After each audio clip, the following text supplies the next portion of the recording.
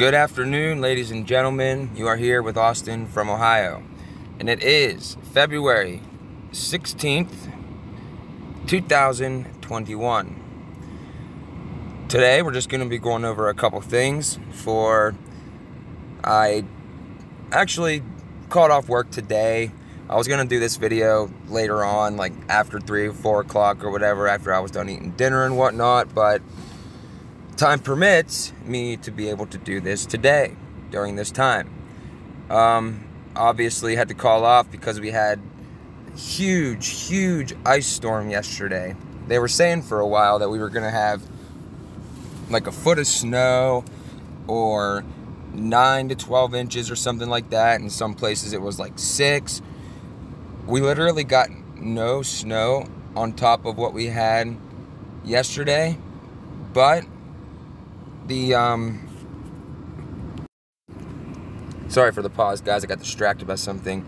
Yeah, the ice storm came through last night, and it dumped about maybe a half inch of ice on the roads and stuff, and it was just very dangerous to be out in, especially since I drive a 2015 Hyundai Elantra. It's a car, so not very good in the snow.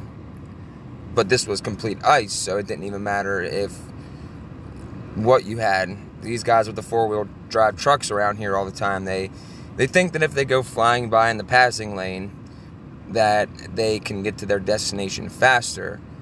And every single time that these guys in these trucks go flying in the passing lane during one of these ice storms or snowstorms, they crash. And I see them in the ditch about 10 minutes later, going 35 miles an hour, just going right by him, like, yep, who's the moron now? But anyway, today we're just going to go over a couple things, Agenda 21 stuff. Obviously, the first thing you're looking at here is the current president of the United States, Joe Biden, pledged allegiance to the New World Order in 1992 article. This isn't the first time. It's not the last time, I'm sure, because he's gone on record the past couple years a few times saying that we need to be open and prepared for a new world order, and the affirmative task we have now is to create a new world order, one of those types of things. But just wanted to go through this to show anybody who may still believe in the left-right paradigm, whatever you think about the president, or if you like Joe Biden, don't see anybody, well, I don't see how anybody could, in my personal opinion. But we're just going to go through, and we are going to talk about a couple things today. So, this one reads, an article penned by Joe Biden in 1992 reveals how long he's pledged allegiance to the New World Order system.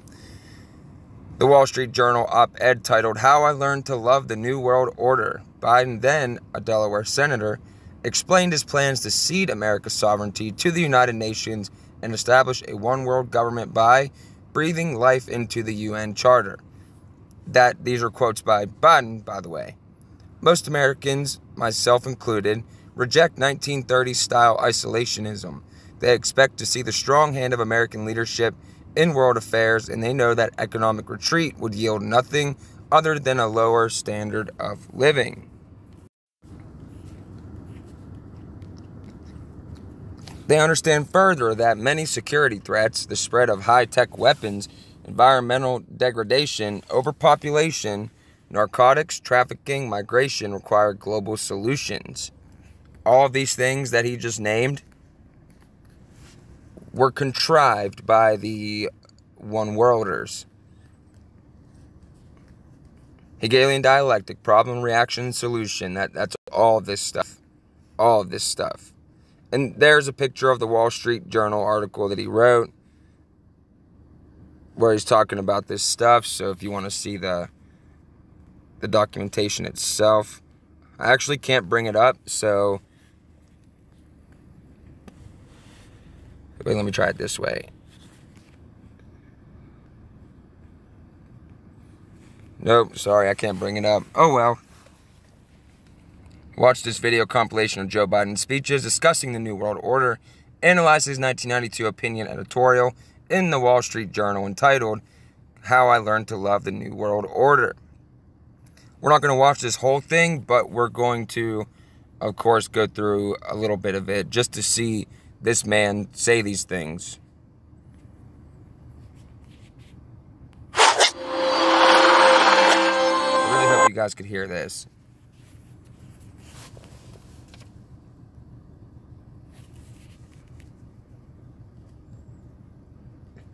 Is it not going to go? What's going on?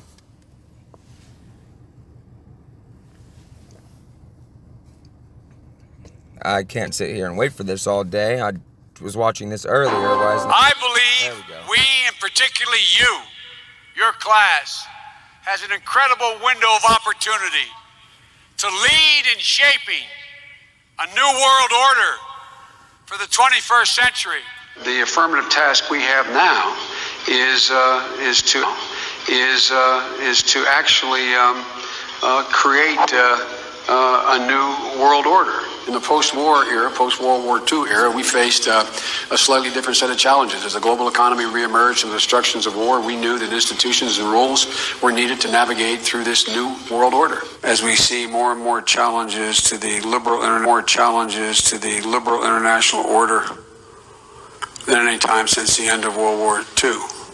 But the greatest threat on this front springs from the distinct illiberal and external actors who equate their success with fracturing the liberal international order. And within each one of us, with each one of you, there is the light of conscience. And look, each of us has to move beyond, reach beyond ourselves. We have to be a light to the world, not in the world. That's what you're all here for tonight. Look, I look out and I see a sea of global citizens, optimistic, determined. This is all about possibilities, and it's within our reach. We can change the world. We really can. You can. We can do this. You can do this. We can finish this job. On April 23rd, 1992, the Wall Street Journal published an opinion editorial by then Delaware Senator Joe Biden. We actually don't have to go through that anymore. But you can see where he was saying those things in reference to the New World Order plenty of times, and there are a lot more. But did you see where the one, he could barely even say it. He was like, oh, the affirmative task we have now is to, create a new world order. Oh, what did I say? What? Oh. And looking out into the sea of global citizens. They've been raising your children and people in my generation and before to be global citizens.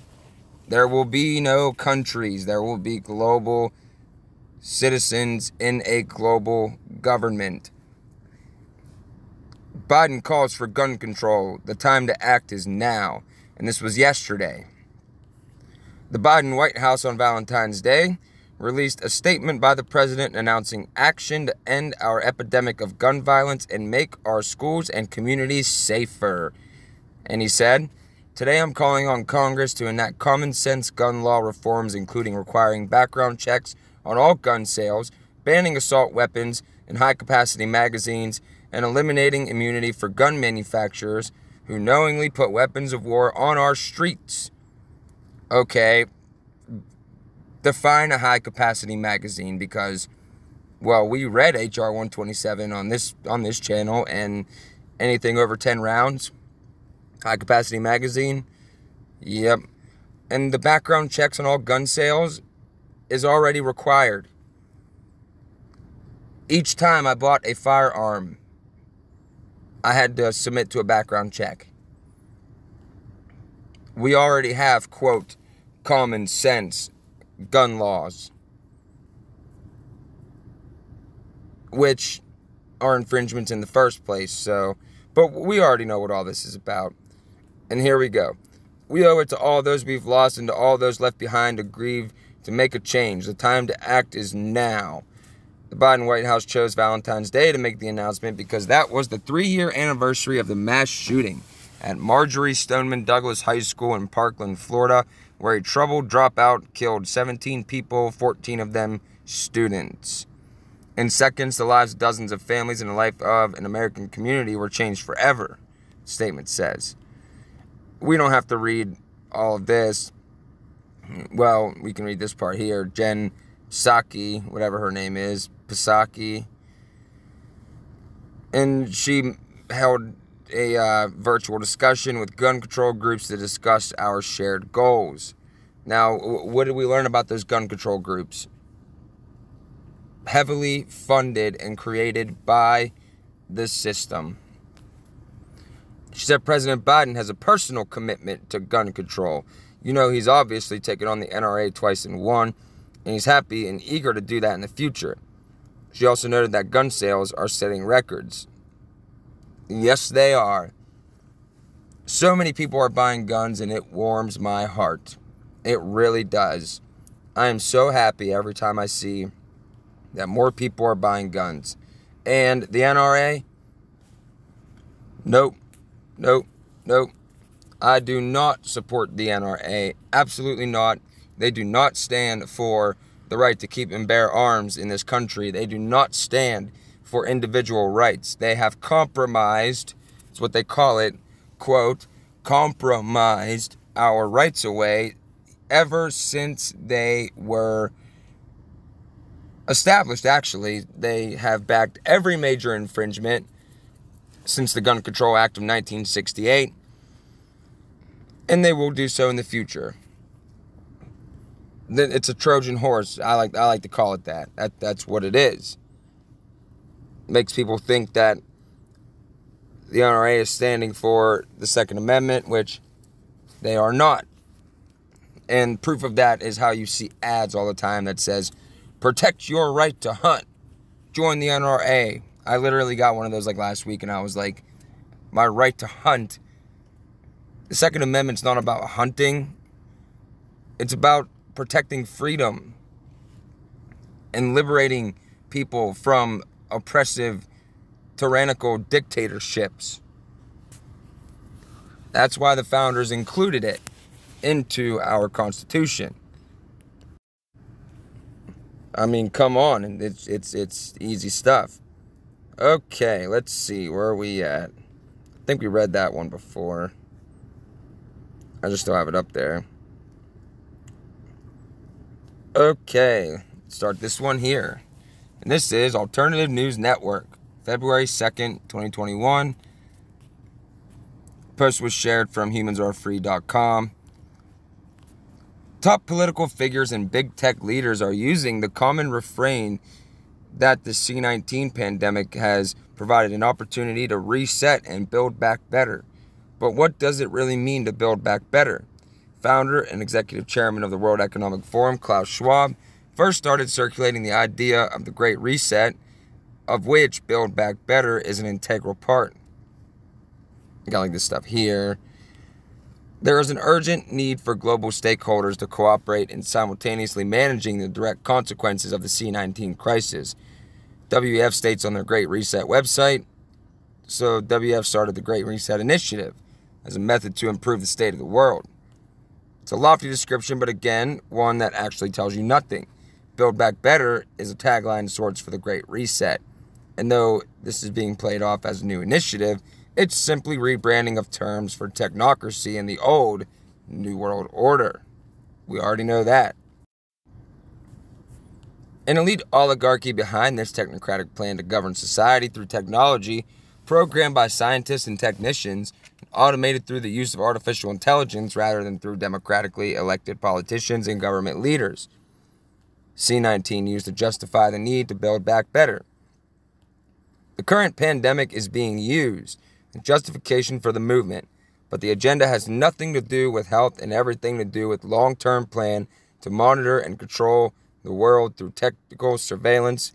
As Schwab wrote, there are many reasons to pursue a Great Reset, but the most urgent is C-19.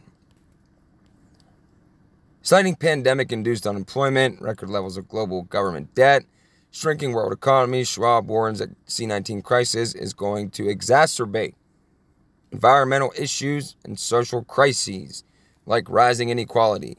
The solution: we must build entirely new foundations for our economic and social systems. What's that sound like? New World Order.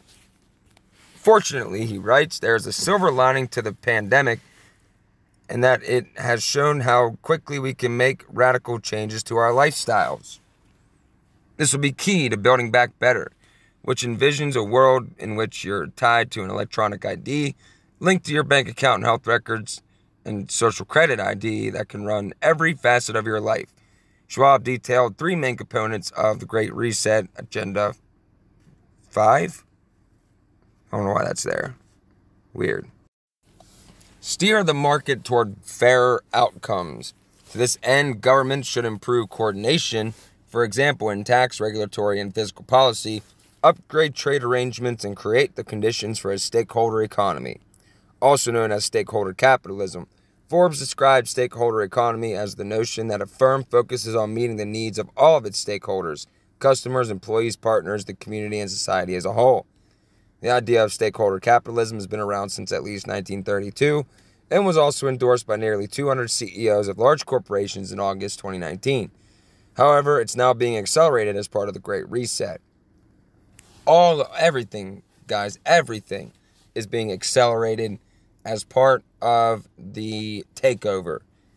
The reset is so they can really get a foundation on their world government. They really, really need this to work this time. But if we keep doing what we're doing, we're going to get there faster. If we keep speaking out against this stuff, and we keep sharing videos from people, if we keep reading these articles, if we keep having these protests, having these petitions, even though, they don't really work, we have to exhaust all... what's the word I'm looking for? We have to exhaust all available resources, or it is going to come to a point that we don't want it to come to at all. Let's continue. At a time of diminishing tax bases and soaring public debt, governments have powerful incentive to pursue such action, Schwab wrote. Moreover, governments should implement long overdue reforms that promote more equitable outcomes. Depending on the country, these may include changes to wealth taxes, the withdrawal of fossil fuel subsidies, and new rules governing intellectual property, trade, and competition. Yet, as Forbes pointed out, forms of stakeholder capitalism have already been tried and failed, because balancing conflicting stakeholder claims was near impossible and only led to mass confusion and poor returns. The failure of this strategy is what led big business to focus on maximizing shareholder value instead. Ensure that investments advance shared goals. Shared goals such as equality and sustainability should be at the heart of government and private investments rather than funneling government recovery funds to economic stimulus funding to fill cracks in the old system. These should be used to create a new one that is more resilient, equitable, and sustainable in the long run. Yeah, they have all these buzzwords, guys. Equitable, inclusive, sustainable, resilient. They just keep saying these things because they sound good, but we all know what Agenda 21 and 2030 and 2050 really is. We know what the New World Order really is, especially if you've been on this channel, and well, because I put a lot of stuff out there. I'm definitely trying to get more, but other people have done great work, and are now being taken off of YouTube. But you know what? I'm going to keep doing it, and if they take me down, I'll just make another, and another, and another, and another, and another. And I will never stop. So, continuing, Schwab added, this means, for example, building green urban infrastructure and creating incentives for industries to improve their track record on environmental, social, and governance metrics. It all sounds well and good, except as Technocracy News reported in June 2020, the promised utopia comes with a price. it sets shackles on our personal freedom.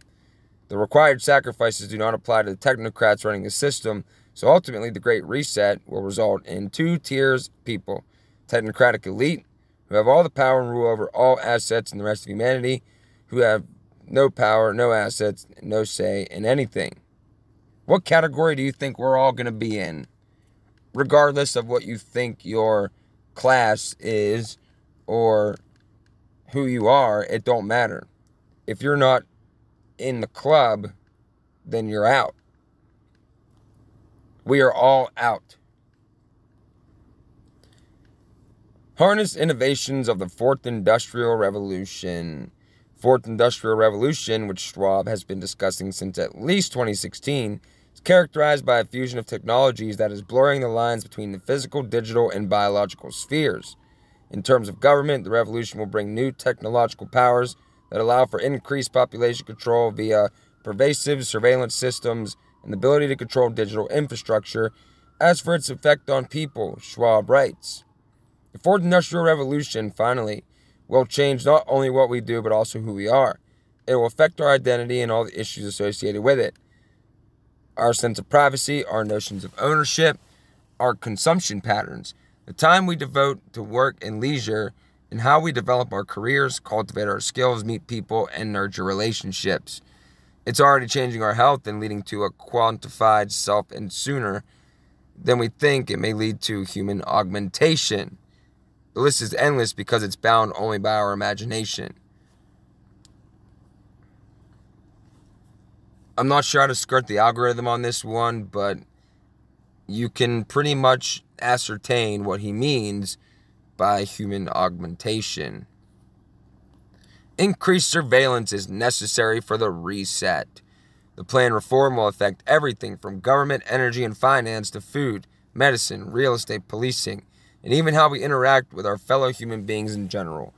Part of this involves increased surveillance, which is already being rolled out in the name of public health. V passports are one example. Hastily ushered in as a byproduct of the C-19 pandemic, they're expected to become widely available during the first half of 2021. Yeah, pretty soon it's, if you don't got your passport, you're not going to work. If you don't got your passport, you're not going to the store.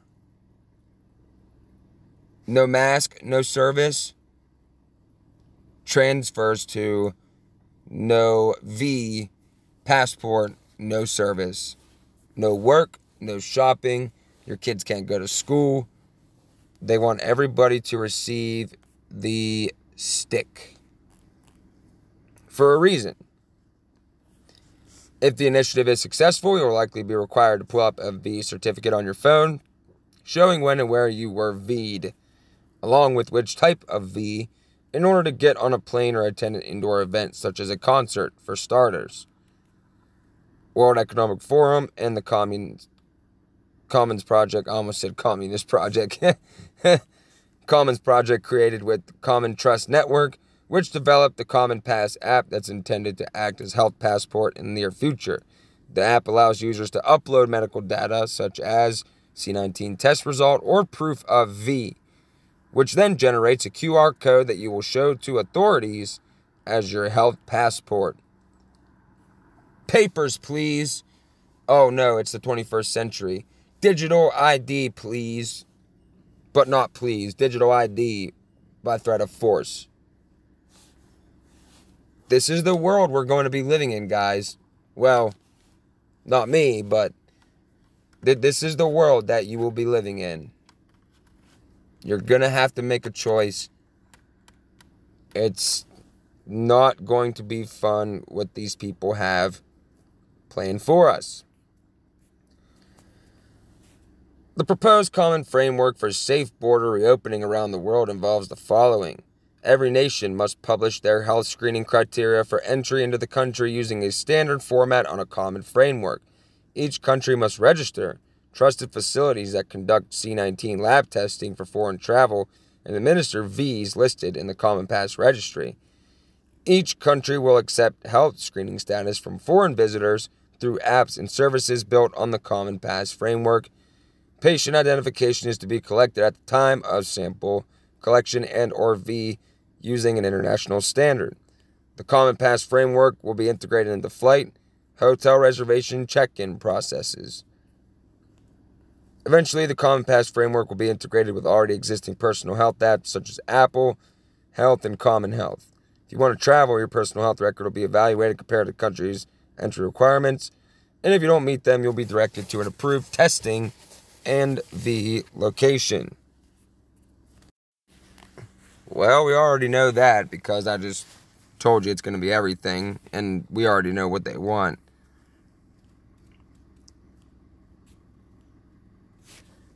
Privacy concerns are still being raised, however, which is why every effort is being made to get people to loosen their views on the right for privacy.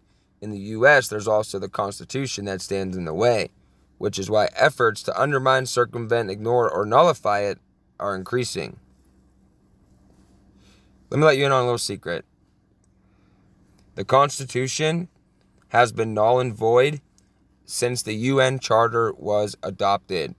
In the UN Charter, in the Declaration of Human Rights, it says that if a country's constitution comes into disagreement with the UN Charter shall reign supreme. So, the only place the Constitution is alive is within the hearts and minds of Americans and those who are willing to stand for it.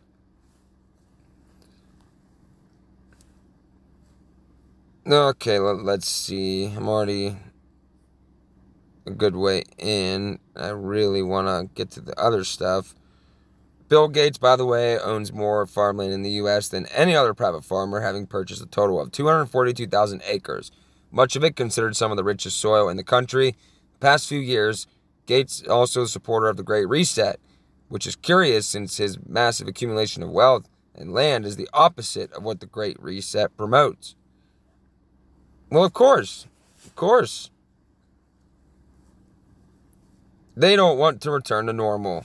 And, well, if you watch the video on the table of contents for the Great Reset book by Klaus Schwab, he specifically says in there, many of us are pondering when life will return to normal. The short response is never.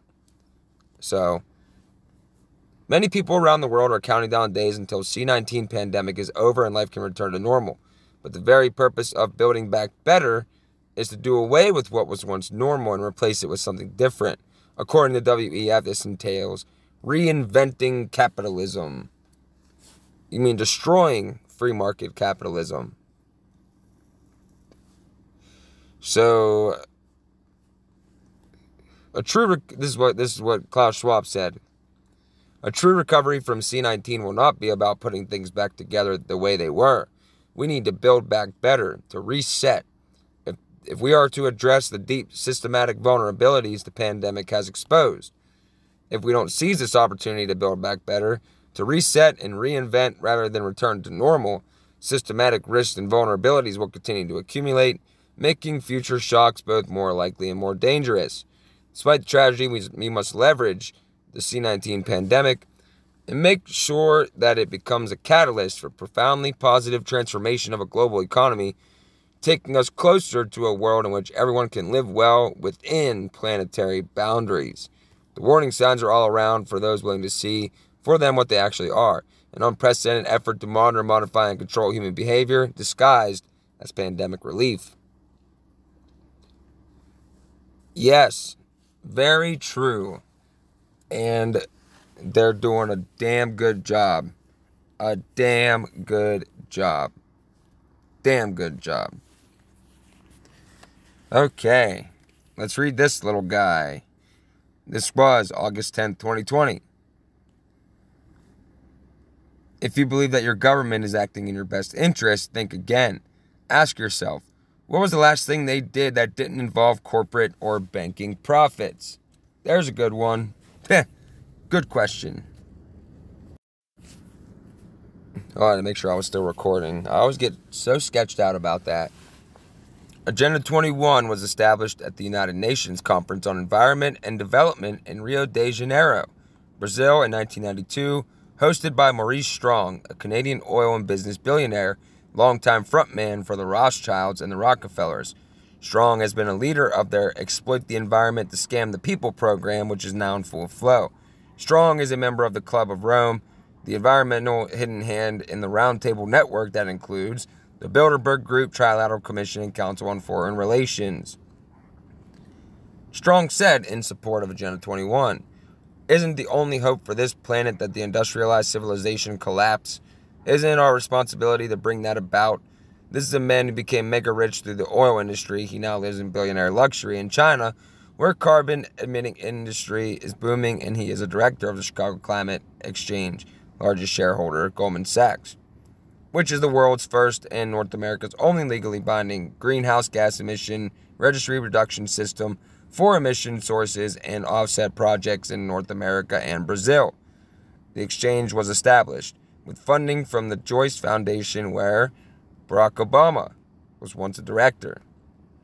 Strong and Al Gore make money through the carbon exchange and other means from the lies they promote about climate change and the solutions they propose." Kate Johnson wrote on the globalresearch.ca website, quote, "The same men that sold us the myth of man-made global warming are the same men that sold us the solution of carbon tax emissions trading scheme, and now they're profiting off their lucrative investments, which are based on lies." Strong fled to China in 2006 after being accused of corruption with respect to the UN Oil for Food program. So you can see where this guy admitted that it's their responsibility to bring about the collapse of civilization. But, you know, no harm, no foul. Conspiracy theory, not real. To quote the mass herds of sheeple. And yes, I said that. Long live Bill Cooper. This is an internationally binding document involving nearly 200 countries. The United States signed the treaty, but it was not ratified by the Senate after people like ecologist and ecosystem scientist Dr. Michael Kaufman exposed its true consequences and implication. He said that he realized during the 80s and 90s that the plan was to use the excuse of protecting the environment to confiscate half the land of the United States. Similar plans exist for every other country. America may not have ratified the treaty, but is being implemented by the day. Agenda 21 demands central global control of all land, all private property, all water resource distribution, all other resources, which includes people in its definition, all energy supplies, and distribution of all food production and distribution. Agenda 21 is also called the Agenda for the 21st Century. Yes. This is a summary of what Agenda 21, Sustainable Development, Biodiversity, is seeking to impose. First and foremost, an end to national sovereignty. Sovereignty. State planning and management of all land, resources, ecosystems, deserts, forests, mountains, oceans, and freshwater, agriculture, rural development, biotechnology, and ensuring equity equals slavery. That's what it really is. The state to define the role of business and financial resources. Abolition of private property, because it's not sustainable. Restructuring the family unit. Children raised by the state. People told what their job will be. Major restrictions on movement. Creations of human settlement zones. Mass resettlement as people are forced to vacate land where they currently live. Dumbing down education achieved. Mass global depopulation in pursuit of all of the above. The plan is being coordinated through the United Nations via non-governmental network once called the International Council of Local Environmental Initiatives, now known as Local Governments for Sustainability, although still using the shortened name. The UN is now opening embassies around the world called UN houses under the guise of raising awareness of UN activities, but not the activities that people really need to know about. They have opened one in Hunter Square, Edinburgh, Scotland, for example. Local governments for sustainability. Other organizations are integrating the plan into every village, town, city, and region, and it's already becoming widespread across the world. The organizational infrastructure of Agenda 21 is already at fantastic proportions and involves government agencies, non-governmental organizations, think tanks, trusts, foundations, training, operations, and initiatives, which have been building the infrastructure for what they call the post-industrial post-democratic society, all while the public go about their daily business oblivious of the prison being built around them by the hour. Ain't that the truth? Bah. Ain't that the truth? People are just walking around, not a care in the world about anything except themselves. And a lot of people are still running around thinking that life is all about making as much money as you can. Not even close. Not even close. Another of these front organizations is the World Business Council for Sustainable Development, which is destroying food, growing land, contaminating the countryside with toxins, and replacing proper food with deadly, soil-destroying genetically modified organisms.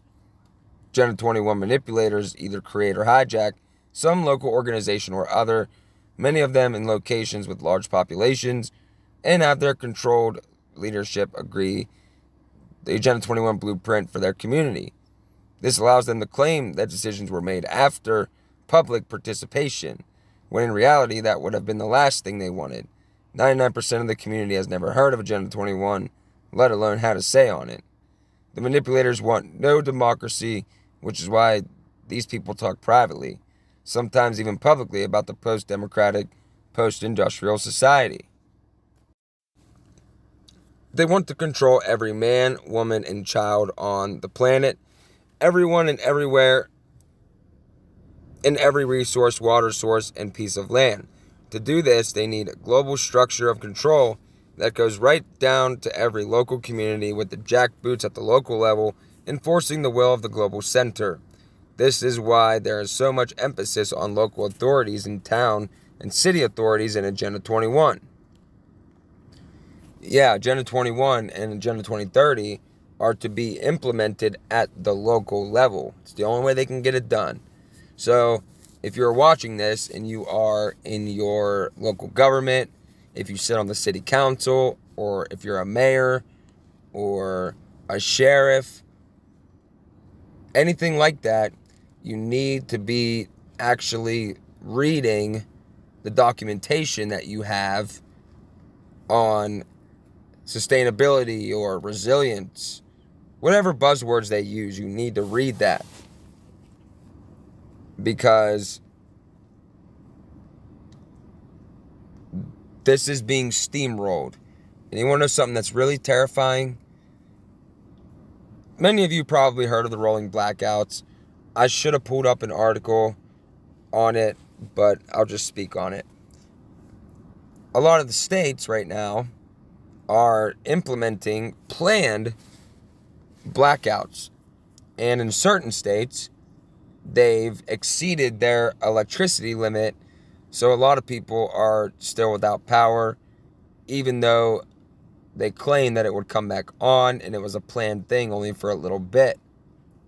But now they're saying that they've exceeded their electric allowance, because in some warm states right now they're getting these snowstorms and ice storms.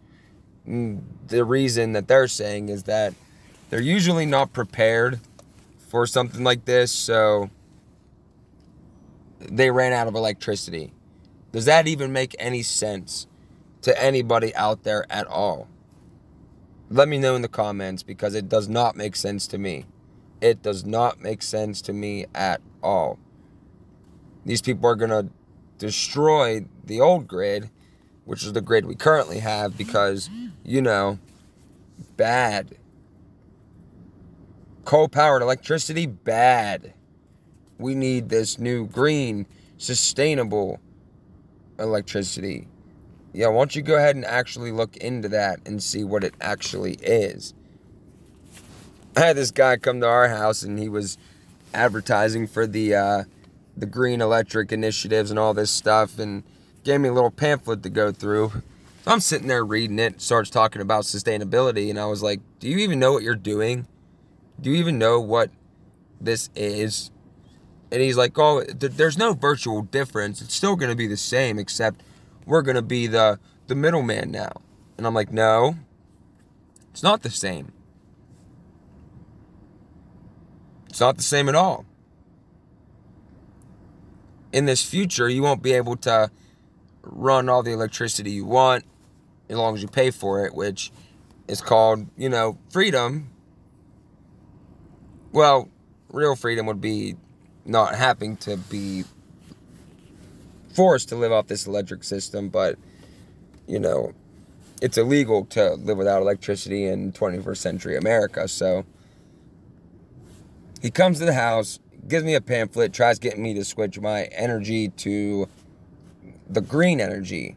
And I was like, man, I really can't. I'm not doing that. I'm sorry. You're going to have to go. And I told him to leave my house. Sue me. Let's move on. Let's read this one. This is from gunpolicy.org. International Firearm Injury Prevention and Policy.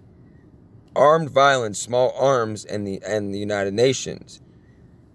The United Nations Charter commits nations to maintain international peace and security and to collectively prevent and remove threats to peace. To limit the proliferation of illicit firearms, the nearly 200 member states of the UN have agreed to implement a range of measures to prevent, combat, and eradicate the harmful effects of small arms and light weapons around the world. These include the UN Firearms Protocol, the UN Small Arms Program of Action, the UN Register of Conventional Weapons, and the UN Arms Trade Treaty. I remember when people were saying, like, oh, Donald Trump left the UN Small Arms Treaty, guys. He left that stuff. Well, he said that he left the UN Small Arms Treaty, but what about the UN Firearms Protocol, the UN Small Arms Program of Action, UN Register of Conventional Weapons, and the UN Arms Trade Treaty?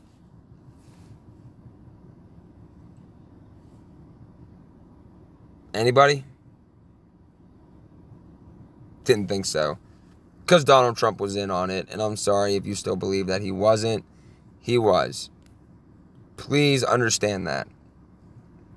UN Small Arms Program of Action. By consensus between states in 2001, the UN Small Arms Program of Action placed a politically but not legally binding commitment on national governments to implement the measures agreed upon and to provide the UN with periodic national reports on their progress.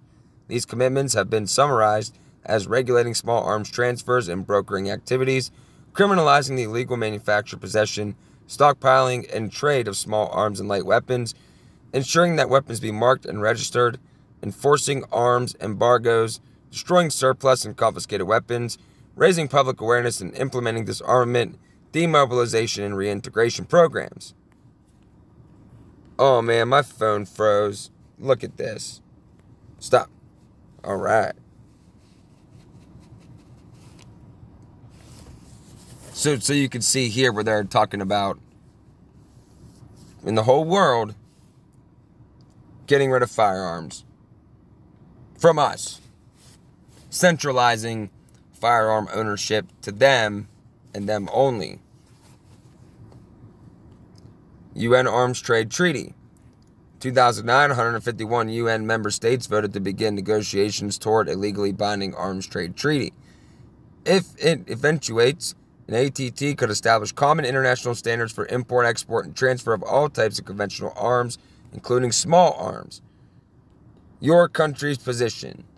For the individual position of each UN member state on these and other small arms-related initiatives. For votes cast, agreements signed, national reports submitted to the UN. First, locate the country in the left-hand column.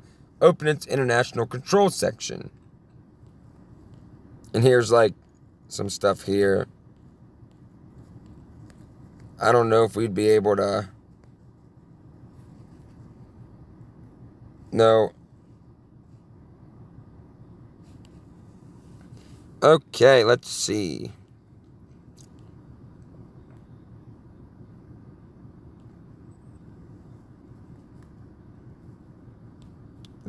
Let's try this. Choose your country. Good old United States.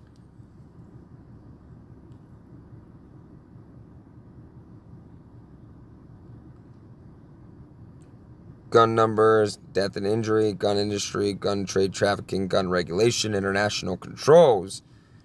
Sustainable Development Goal Profile. Oh, that's nice. Sustainable development on a gun thing? What do guns have to do with sustainable development? Oh, that's right. Disarmament.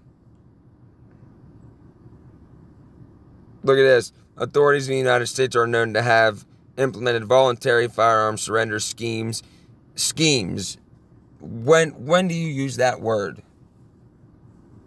And or weapon seizure programs in order to reduce the number of illicit firearms in circulation. Look at these sad numbers. In the U.S., number of firearms voluntarily surrendered, brought back or seized by authorities is reported to be. Look at this. Look at those numbers. In the United States, the number of firearms destroyed following amnesty, collection, and seizure programs is reported to be more than 1 million. Military only, 93 to 2015.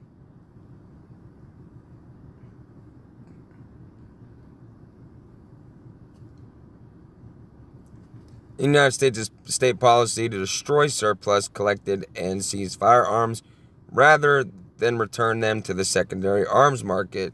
Well, of course. Of course. Destroy the gun and nobody can use it. This is... Let's see...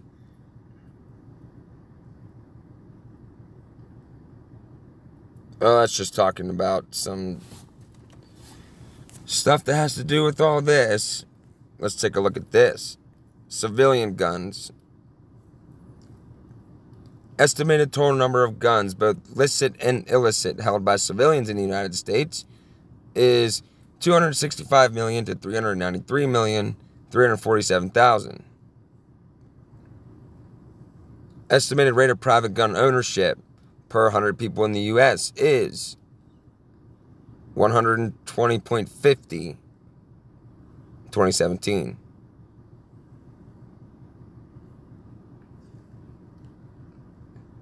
Look at all these. Look at how this is broke down.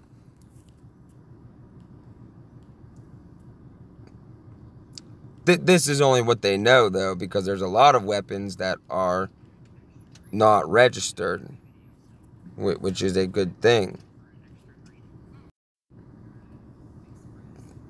Oh yeah, this is just insane. This is why they want to take people's guns, so you will be submissive to an all-powerful world government.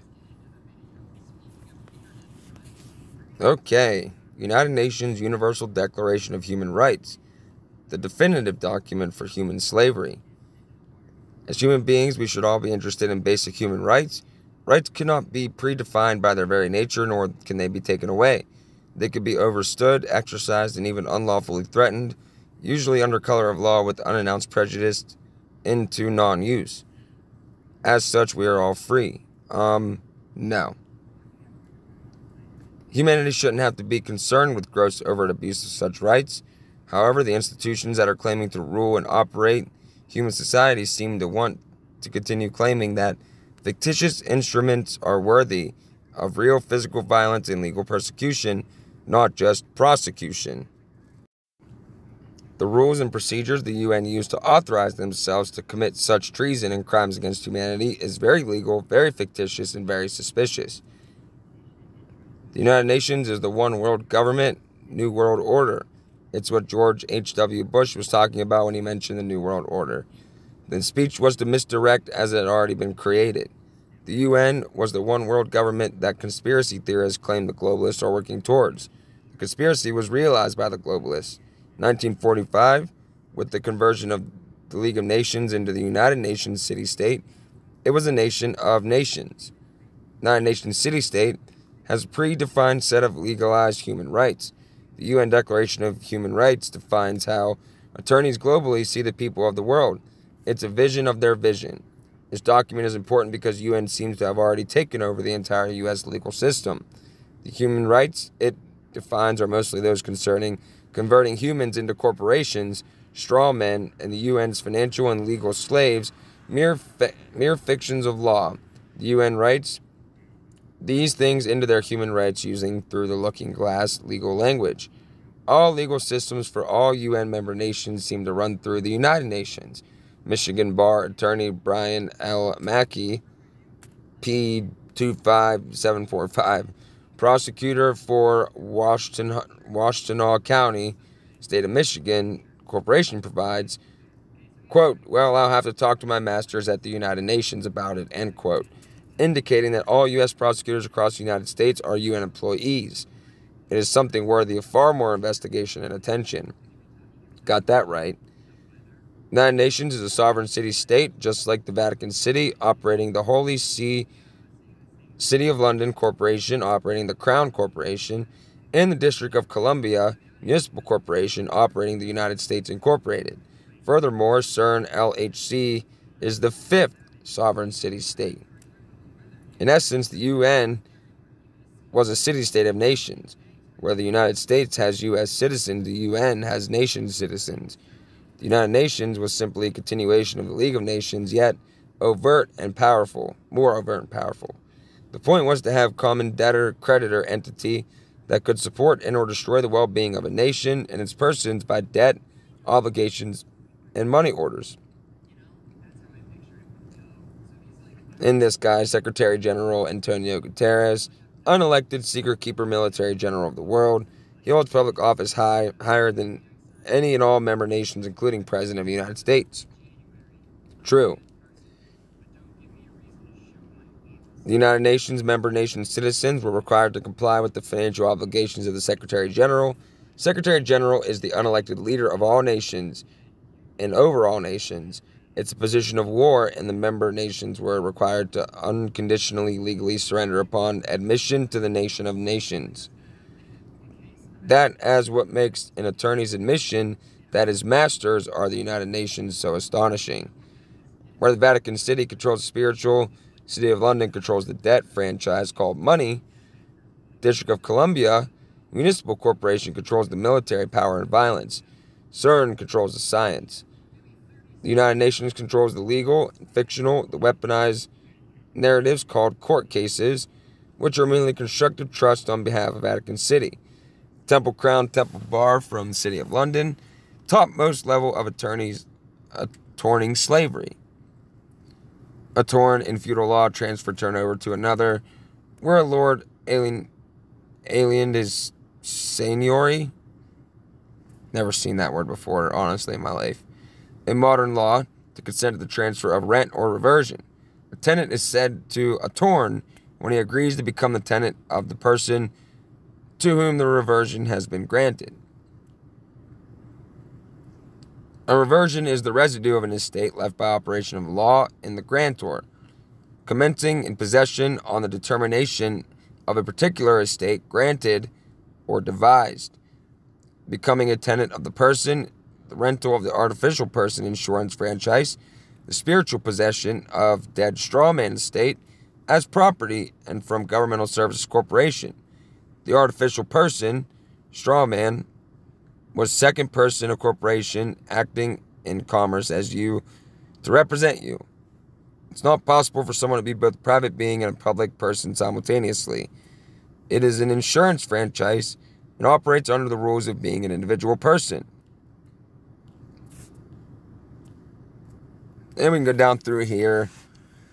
The debtor means a person who is liable for a debt or against whom there is a claim for a debt. That is the bankruptcy. National debt is being foisted upon the person, people. Personhood is a very important term to legal fictionalize the entity.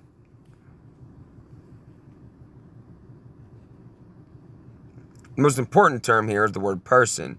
To attorneys, it's used to legally mean an insurance franchise corporation. Knowing the meaning and application of the term person is the difference between being legally competent and being incompetent.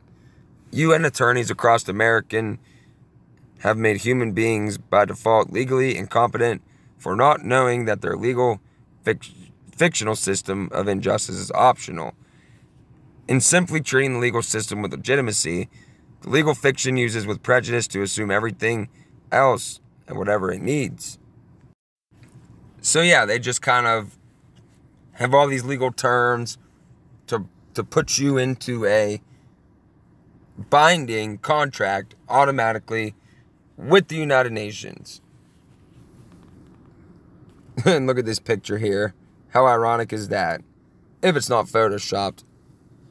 Looks to be real by the lighting. Yeah, that's definitely real. Yeah, it's real. Uninvolved in peace. That's a good one. I'm just gonna skim through here real quick because we're about 56 minutes in, just about. But when you go, you know what? No, you're just gonna read. Persons and human rights. Legally, the artificial person is dead, thus nothing, and is associated with nothing. Even silence is evidence of not being associated with the legal presence artificial person. That's why the Miranda rights must be stated, as the legalized manufacture silence into consent, fictionally. When legal fictional authorities say things like, it was on his person, not only are they making the distinction between the living natural flesh and artificial legal corporation, they are linking the object, it, to the human and artificial person. Attorneys are deceivers in such ways. That's why if I ever get in trouble, I'm representing myself. They try to make fun of it on TV and stuff, but representing yourself is the best way to go. I don't care what anybody says. Attorneys, no matter how much you pay them, they are not on your side.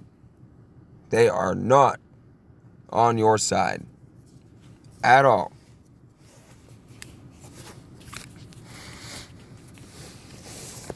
For being a human being on planet Earth, one of the most important documents in existence is the UN Declaration of Human Rights.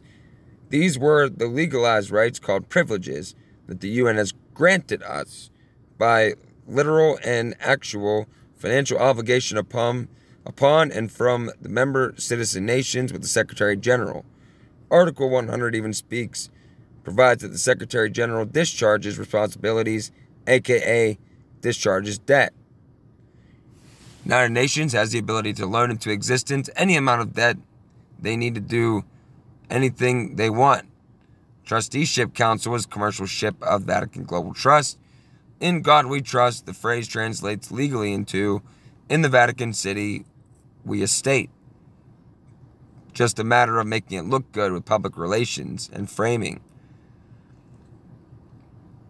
The United Nations Declaration of Human Rights encodes human slavery through the legal term person. Corporate insurance franchise. These entities only have rights as privileges via corporate personhood. Let's take a look at the document.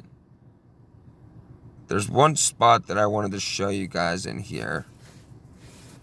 Give me 1 second. Yep, and here's the translations and stuff.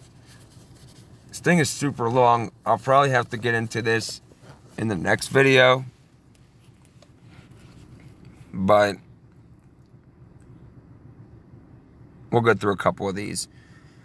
Whereas recognition of the inherent dignity of the equal and inalienable rights of all members of the human family is the foundation of freedom, justice, and peace in the world.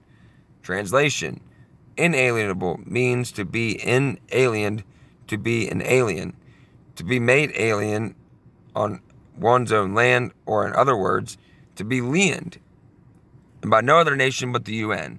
Their claims is that world peace can only be had where everyone is pre-liened by the UN, and that it's a fundamental human right to be liened by the UN. We only have the right to comply, and the UN has the right to impose. Whereas disregard and contempt for human rights have resulted in barbarous acts which have outraged the conscience of mankind, and the advent of a world in which human beings shall enjoy freedom of speech and belief and freedom from fear and want has been proclaimed as the highest aspiration of the common people. Translation: the UN is granting freedom of debt speech through them, the freedom to be in fear and lack. To go against fear and lack means to be treated with disregard and contempt by UN bar attorneys with the removal of human rights by fictional title. That might be seen as barbarous and outrageous on human consciousness. I think there's actually a lot here because the little indicator is showing me, you know what, we're going to do this in 2 parts. Perfect. This is perfect because we're already an hour in. Literally. Longest one we've ever done. This is a good place to stop for now. And we're going to go through this definitely in the next video. I might actually pick it up later and make the part 2 later today. But I'm going to, keep my eye on events, certain things that are going on. Of course, we're going to watch the gun control stuff. We're going to watch these storms. We're going to watch the climate change stuff, C-19 stuff. And we're going to go into this. Also, a bunch of other things I wanted to get into as well. But we really just have to be... We have to be strong. We have to have belief for real. A lot of people say they believe in God. They say they believe it, but a lot of people, I don't believe that they do. Jesus said you have to believe in your heart. You have to truly believe it. A lot of people say, oh yeah, I believe in God, out of fear that if there is a God, then they would go to hell. You're not supposed to believe in God out of fear that you might go to hell. That's, one, it's selfish. You're thinking about yourself. You're not thinking about God. You're not thinking about anybody else. You should believe in God because God is merciful. God is all-powerful, all-loving, all-knowing, omnipotent, omnipresent. If you actually read the Bible, you will know that everything in that book is happening or has happened. More so down in Revelation. That is going on right now. And there's little stuff that I try to tell people, like when they try to argue with me about whether the Bible's real or not, and I'm like, okay, here's one for you. This is an easy one. We still go by the biblical calendar.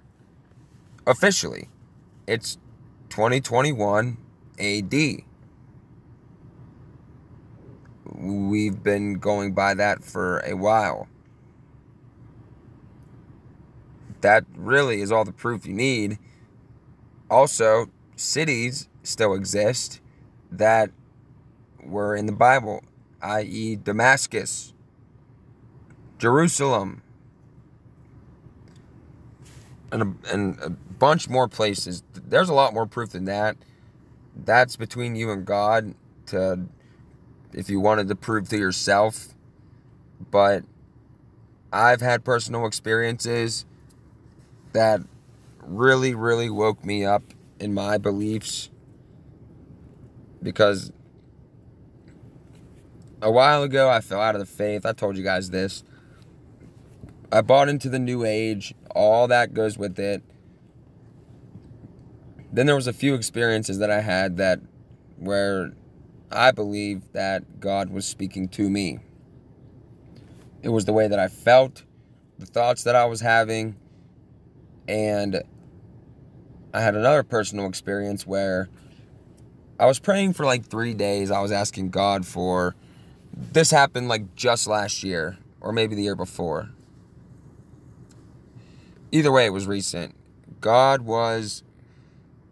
was praying to God for wisdom, discernment, clarity, salvation.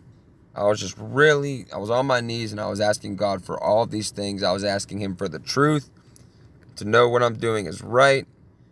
I was asking him all kind of stuff. The very next day, outside, smoking a cigarette, and there's a lady and a little girl walking up my street. And they walk right up to me and they say, "We're looking for people to join our church. We want to know if you would be interested." The little girl was dressed as an angel, and the little pamphlet the woman gave me, it said, like, "Are you ready to accept Christ? You have God's word on it." And this church was called the Truth Church, and it was in the next town over. As soon as she handed me that pamphlet, I had chills all through my body. I got a whole bunch of energy at one time. I was very happy. For some reason, I just had the thought right then and there that God answered my prayer. That was only one time that kind of thing happened, but there were some other times too where I was really, really just worried and really struggling with my faith, and I had confirmation from God on other things. I would see certain things. I saw a sign that said Jesus lives, and then there was another sign that I saw, and it said, "Are you ready to be saved? Or will you be saved?" or something like that. And then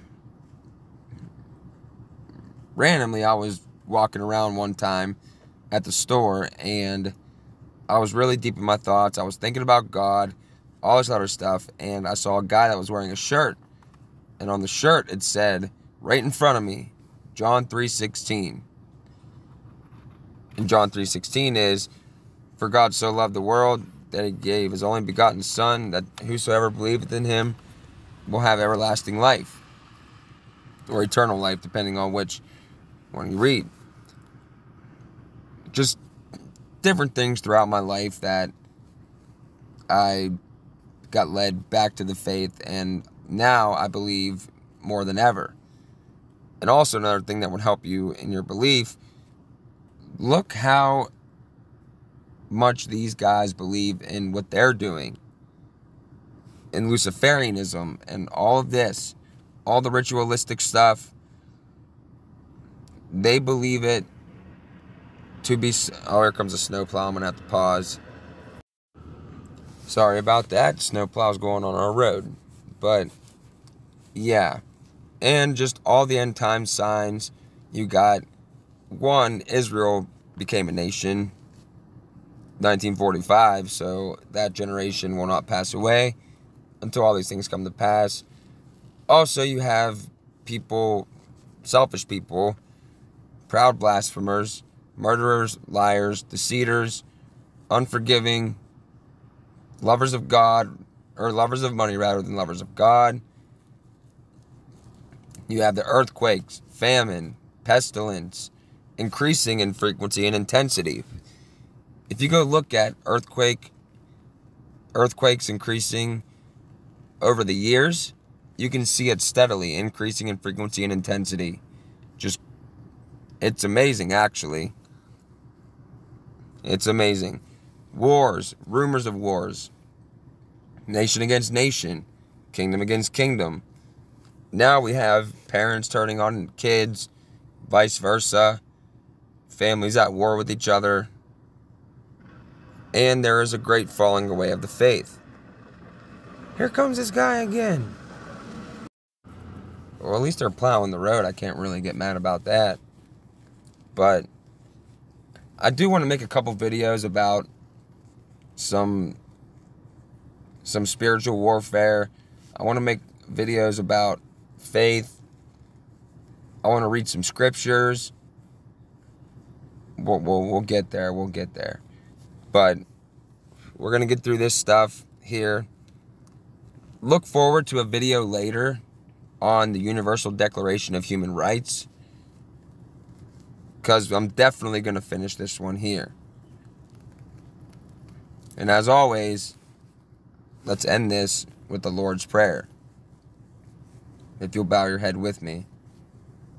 Our Father, who art in heaven, hallowed be thy name. Thy kingdom come, thy will be done, on earth as it is in heaven. Give us this day our daily bread, and forgive us our trespasses as we forgive those who trespass against us. And lead us not unto temptation, but deliver us from the evil one. For thine is the kingdom, the power, and glory forever and ever. Amen.